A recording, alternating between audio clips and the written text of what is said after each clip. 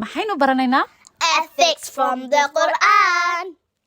cashirkeenna maanta waxa uu ku saabsan yahay carada ma taqaanaan carada Ha. maxaa laga wadaa carada Anger. yaa ina baraya carada Allah. halkee la inagu barayaa Quran. ma taqaanaan halka ay qur'aanka kaga jirto Ha.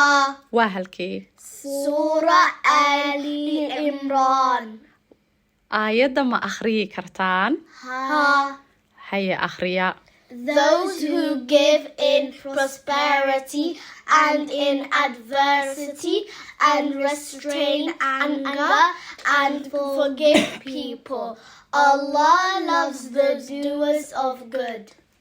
ما شاء الله الله سبحانه وتعالى wuxuu inoogu sheegay suura al-cimraan aayadda 104 الذين ينفقون في السراء والضراء والكاظمين الغيظ والعافين عن الناس والله يحب المحسنين إلهي wuxuu nagu yiraahday kuwa wax bixiya waqtiga ladnaanta iyo lurnaanta iyo kuwa liqa caradooda oo iska cafiya dadka alle wuu jecel yahay samafalayaasha iyo wanaagfanayaashaba